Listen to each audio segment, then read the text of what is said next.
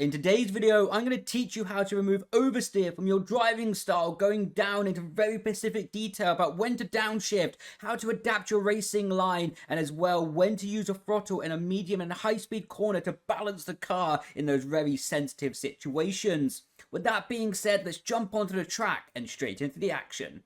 So we're here at Hungary again, much like the understeer version of this video, quite simply because this track is so good for teaching you and becoming more adaptable with a car balance through many very different types of corners. The setup is going to be very similar to the setup that we used in the previous iteration of the video, but the key difference is going to be the off-throttle differential is now set to 10% to try and induce a bit more oversteer in the car, and then you at home can see live how I'm reacting to the car to manage that oversteer and try to bring it back to a confidence-inducing setup and balance to go faster with. So the first part of this video is going to be talking about the downshifts. Not a lot of people think about downshift when you start speaking about oversteer. A lot of people only think about in the corner how to fix oversteer, but a lot of times oversteer even starts before the corner has arrived. Every single time you downshift, you slightly imbalance the car because you're sending a jolt of energy throughout the gearbox, and the differential, of course, is affecting the rear tyres. In a qualifying lap, to be honest, this has very minimal effect because you have so high grip from the rear tyres. But in the rain, and in a situation that you have very degraded tyres at the end of a racing stint, i.e. when the grip is just low in general, it is very easy to actually unsettle the car and induce oversteer into the rear axle of the car by downshifting too quickly and being too aggressive. In a very, very simple term, the higher RPM that you have when you downshift, the bigger jolt of energy is going to be going to the rear axle of the car, and that could be making a bigger imbalance in the car going forward. Of course, if you invert that, and you actually start downshifting at a lower RPM and downshifting really slowly like I'm going to do right here, you can see the car is going to be way more stable because there's less jolts of energy going throughout the rear axle. Of course, there's so much more to it. There's actually just a massive depth of knowledge and precision and data about why this is happening, but I want to keep this video as concise, short and informative for you at home possible. I'll be happy to go into it and do my best at explaining in full detail in a further video or in the comment section if people would be interested. But now I'm going to jump into showing you some driving examples on how you can manage that and try to reduce oversteer by using the slower downshifts. You can see going into the left-hander, I was really focused on downshifting slower, and you can see I was even downshifting all the way actually into the corner, focusing on extremely low RPMs. You can see the car was sort of understeering actually because of this. You can see the car became in a nice balance, and you can see the car was, like I said, a small amount of understeer throughout the left-hander, quite simply because I was just putting so little energy throughout the rear axle of the car by downshifting in such a little aggressive, well, with so little aggression, I should be saying.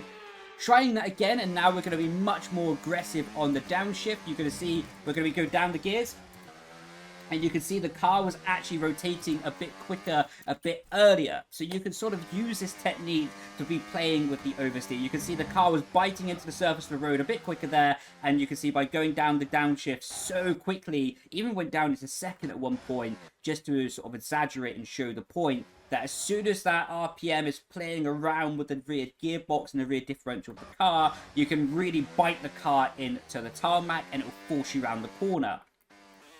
So just to sort of show that point one more time, basically, now you can see we're just going to go down the downshift really slowly, and you can see the car is going to be much more balanced because of that. And this technique is really useful in medium and low speed corners. In high speed corners, it's not really going to make a big difference, to be honest. But really in corners sort of like this, you can see downshifting a bit later can help stabilize the rear, and especially in the middle sector in the Hungaroring, downshifting slower can just allow me to settle the rear of the car a bit more, and I'm not having to fight the car so aggressively. The second part of this video is actually going to be about being off the corner. It's sort of a terminology you probably haven't really heard that much in the F1 game, but have probably heard much more in real life. So what is being off the corner? The final apex here in Hungarian is a perfect example for that. Being if the corner is going deeper in the middle and bringing the car so you're basically traveling straighter for longer in the corner. The reason this is super effective to try and remove oversteer within a car is because you're not putting so much strain through the car. You're able to travel for longer, do your turning, travel straighter for longer, I should say, do your turning at one very specific point and then get the car straighter again. And you can see that allows me to really push off the apex in a good way.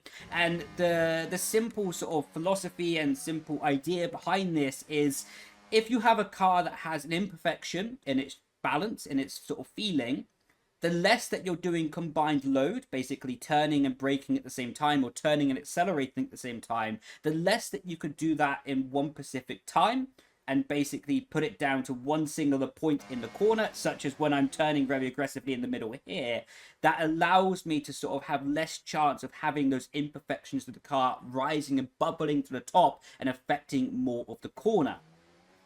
Whereas if I have a very much a car that I'm not happy with in the balance and it's not feeling good to me, if I'm doing a constant radius around the corner, that simply will mean that I have longer in that combined load time to have the car show and bubble up to the top with its imperfections, and will be making a less desirable car characteristics for longer in the corner.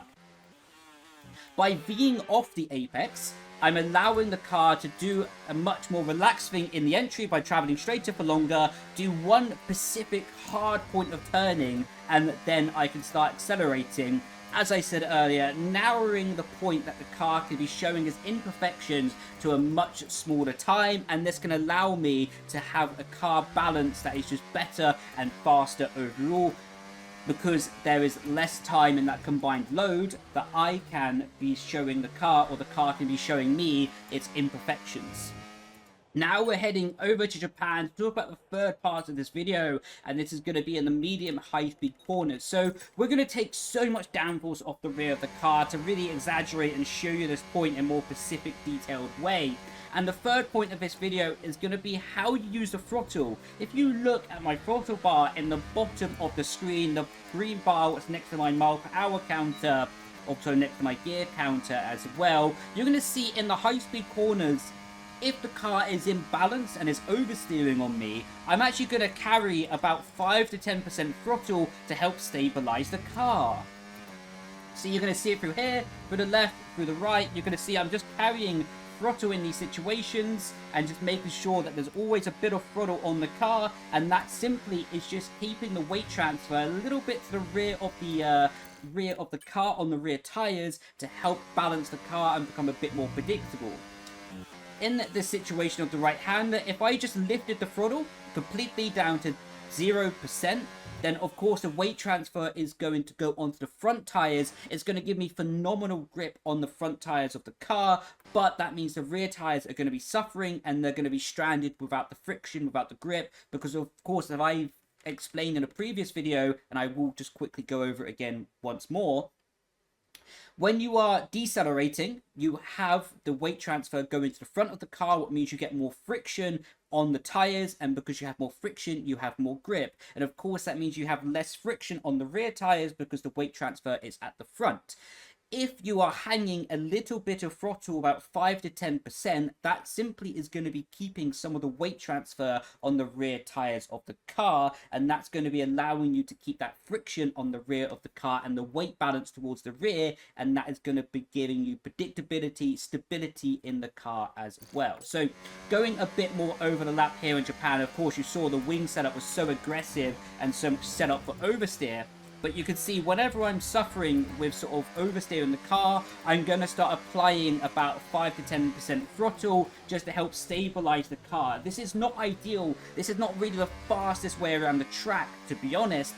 But if you're in the middle of a racing stint and you can't adjust your setup to be a bit more applicable for the situation, this is a really useful driving style that you can use to sort of manage the car and just become a bit more comfortable with it. You can see, just going through Spoon Curve there, I was balancing the car with the throttle, and whenever I felt the rear of the car getting a bit loose, a bit slippy, lacking grip, lacking confidence, I would start applying a little bit more throttle, not to accelerate through the corner, but simply to balance the car in the situation and to bring it back to a situation that I could have the confidence to not have to counter with the steering wheel. One of the worst things you can do in a high-speed corner when you are oversteering is actually use the steering wheel. It sounds really counterintuitive because you think, wow, I really want to snap the oversteer, but I'm going to show you, going through this first section of the corners in the first sector here at Japan, why you don't really want to use the steering wheel. So we're going to try and counter with the wheel, and you can see there's not really much we could do. Of course, I did my inputs very exaggerated there, and it made a very big snap of oversteer. But quite simply, by using the steering wheel to try and correct, it's very much going to throw you off the road. Now I'm going to try and use my throttle to correct the oversteer and do very similar to what I did last time. And you can see by using the throttle and modulating the power rather than modulating the steering wheel, all it did was induce understeer in the situation. And although I carried the same entry speed, or roughly the same entry speed anyway, on the same line with the same aggression roughly, that meant that instead of having a big snap of oversteer, what ended up me in the outside wall, you could see the car was just understeering because of it, that I used the throttle appropriately rather than having to correct the slide by using the steering wheel. So that's a very in-depth, that is a very in-depth, very detailed, very difficult thing to master. But if you can learn to master correcting the car with the pedals rather than correcting the car with the steering wheel, you will have bundles of joy and bundles of lap time to find with ease of access, allowing you to catch slides that once you never thought you could catch, be more confident with the car forever. And it's just such a useful skill to be able to have in your toolbox. Going over it one more time in Spoon Curve, you can see I'm not applying the throttle to try and help the car accelerate, just simply applying the throttle to help reduce the oversteer. That was a perfect example here, and you can see as I touch the inside curbing here, I got a little bit of oversteer, but of course I didn't actually turn the steering wheel to the right to correct the slide. I just applied a little bit of throttle, and that allowed me to bring the car back into stabilization. I'm not going to speak over this bit, and then you can listen to the car audio yourself.